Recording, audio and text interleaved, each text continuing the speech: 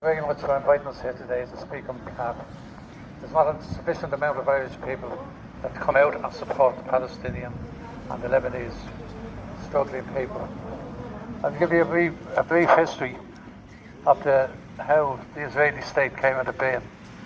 Keep it nice and closer. The Israeli state is not a Jewish state. It's a Zionist state. Zionism is a breakaway from Judaism. Judaism is a completely different religion. And for centuries, the people in Palestine, both Jews, Muslims and Christians, lived in absolute harmony with each other.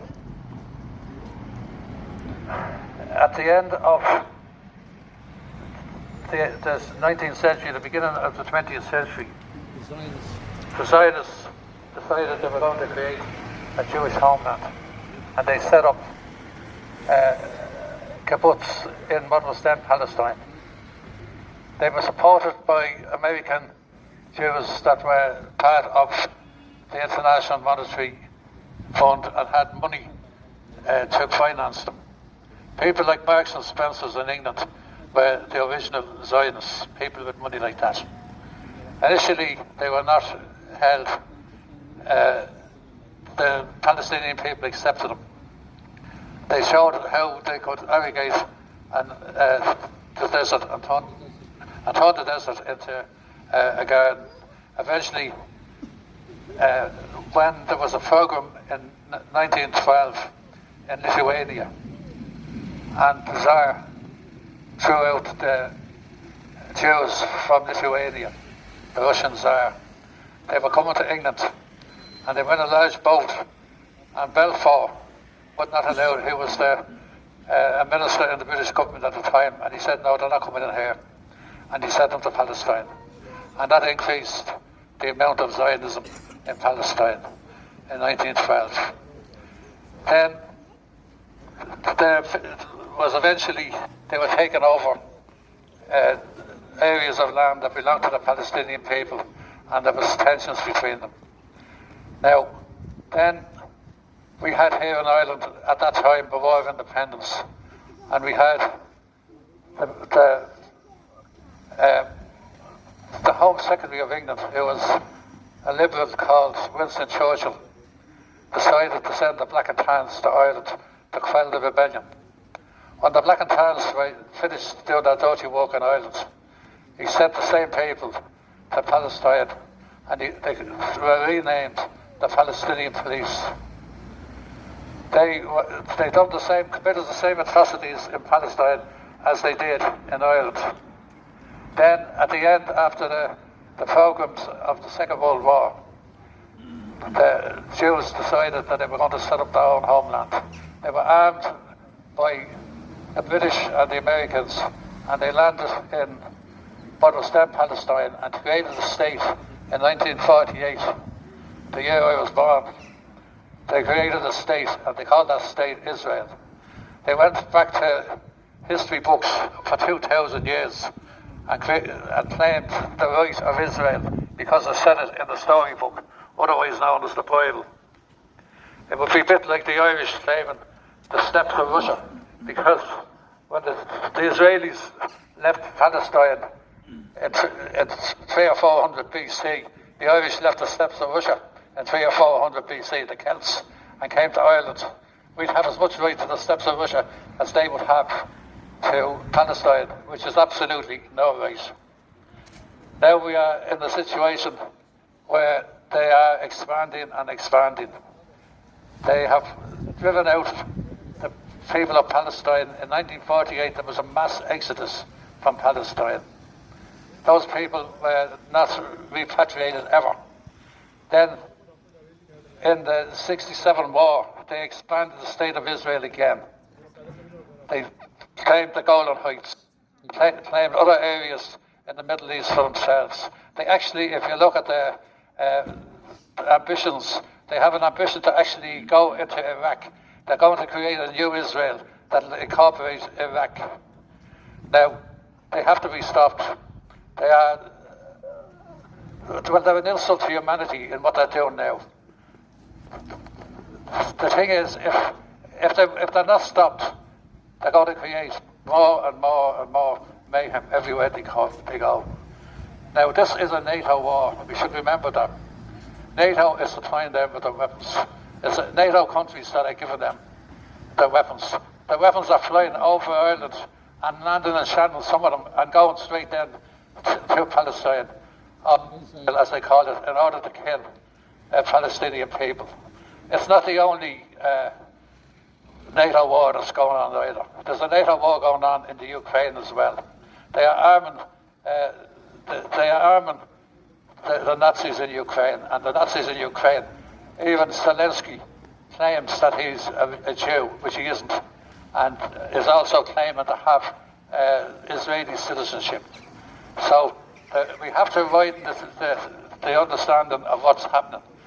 People in Ireland understand the Palestinian situation, and there's great sympathy in Ireland for the Palestinians. But we have to see that it's a war between NATO and its Western expansionism. It's not a war for liberation in Ukraine and opposing what they call terrorists who are really freedom fighters. It's got to the stage now in the last week or so when the Irish peacekeepers are being shot at. That's putting a different view of the Israelis to most Irish people. And we must build on that. We must build and defend the Muslim people in Ireland and in Palestine. We handle out discrimination against them or anything of that nature. And as for this anti-Semitism, it's a handy thing to hide behind. I was brought up, I come from the South Circular Road in Dublin, where in my father's time there would have been 6,000 Jews. They had their own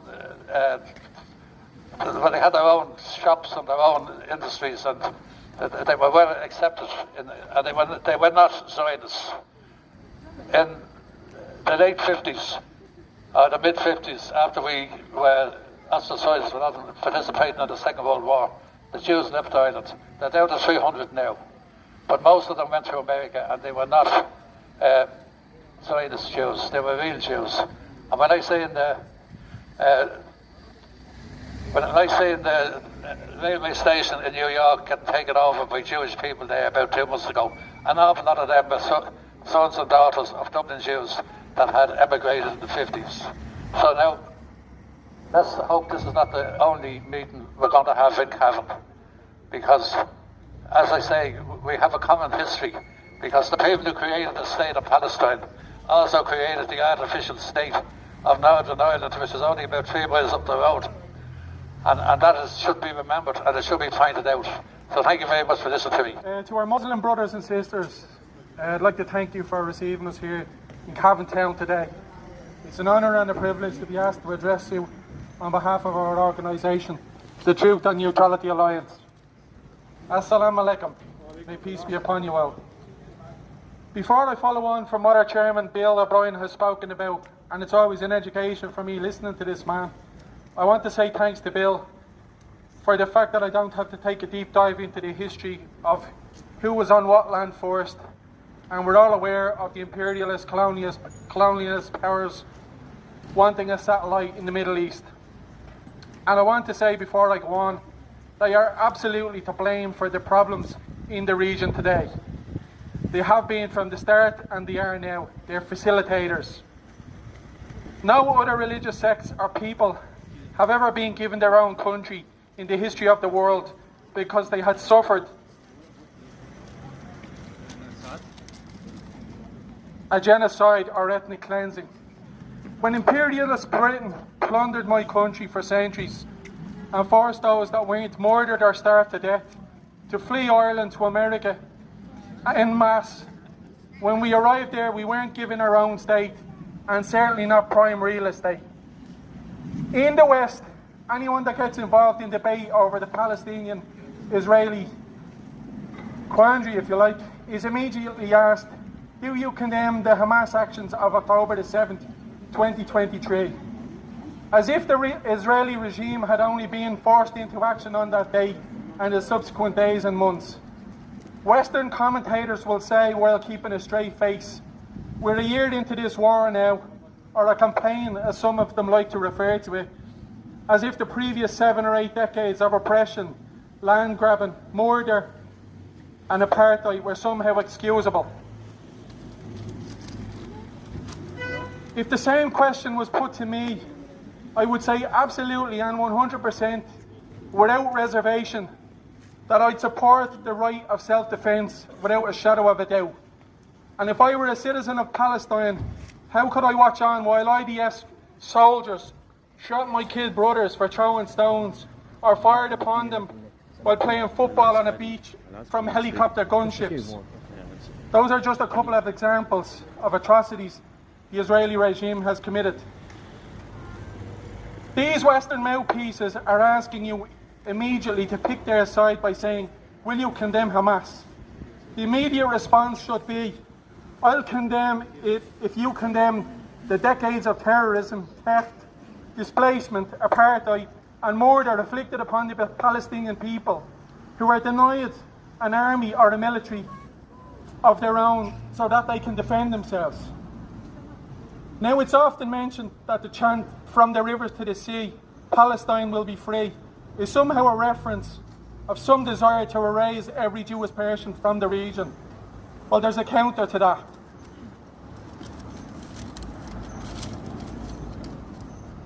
If you look into Herzl's and Schmidt's vision of a greater Israel, or the Enan plan, then you would know that the Israelis have an expansionist program that involves stretching from the Nile to the Euphrates.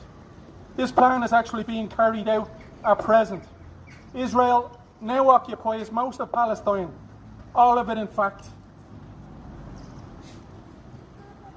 From really parts of Lebanon, the Syrian Golan, from which it's stealing oil, Egypt, Jordan, etc. Rules for thee and not for me. It's absolutely despicable. We're seeing the big institutions failing the Palestinian people miserably. The UN is merely a talking shop, and if you want condemnation, then I'll reserve my condemnation for them as the situation moves towards escalation rather than de-escalation. Deaths are being underreported, while the official numbers are being estimated at 42,000. The Lancet and other humanitarian organisations are putting the figures at between 200,000 and 500,000.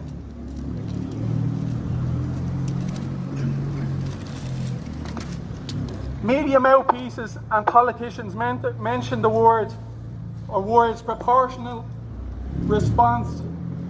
We're talking about human lives here.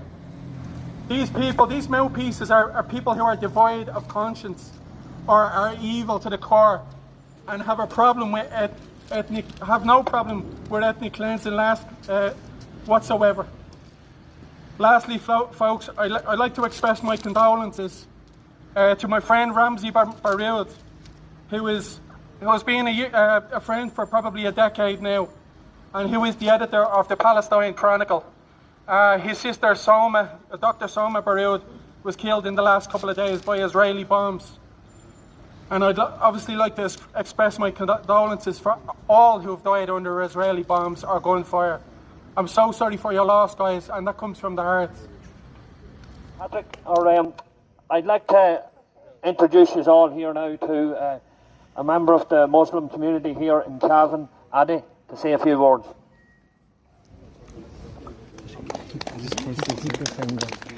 And close to your mouth. Hello everybody, thank you very much for coming out today.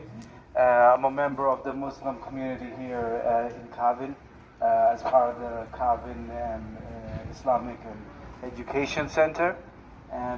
Look, I didn't have any speech prepared, but I have been asked to say a few words. So I guess I'll just speak about or add on to what the two gentlemen here have spoken about within the last 15-20 minutes. And there is no denying, ladies and gentlemen, that what Israel have done, not since October 8th of last year, but over the last 80 to 90 years, have been extremely unfair.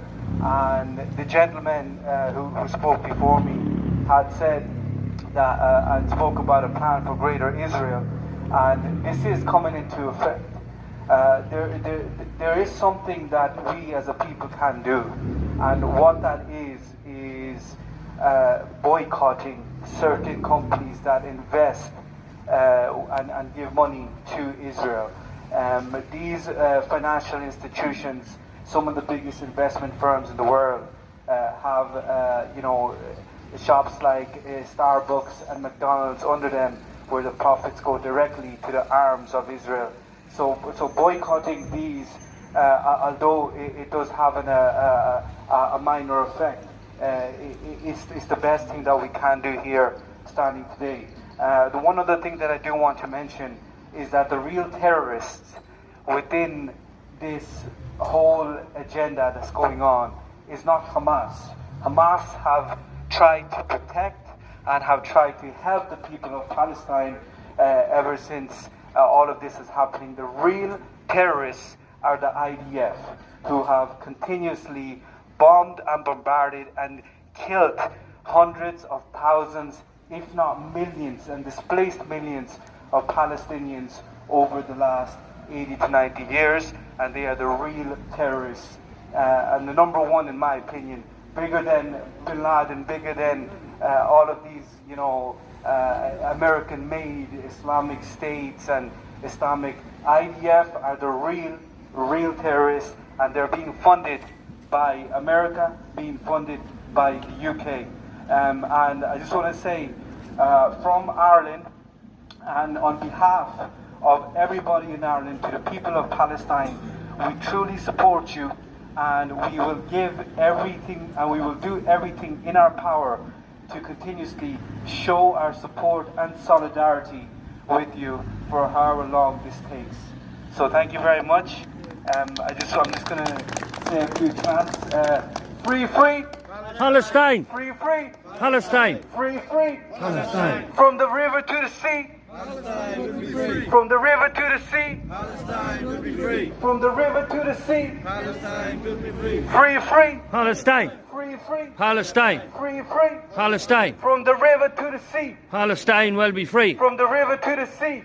Palestine will be free. From the river to the sea! Thank you very much, guys. Thank you. Or me on. Thank you, Alec. Gentlemen. Thank you. Thank you. Okay, folks, I want to thank you all here for coming here today and showing your support for the people of Palestine and also the people of Lebanon, who are under constant bombardment day and night.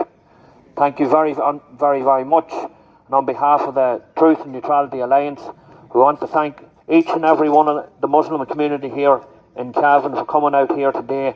And this will not be the last time we'll be here, because if Israel, America, or any of NATO continue their genocide across the world, we will be here again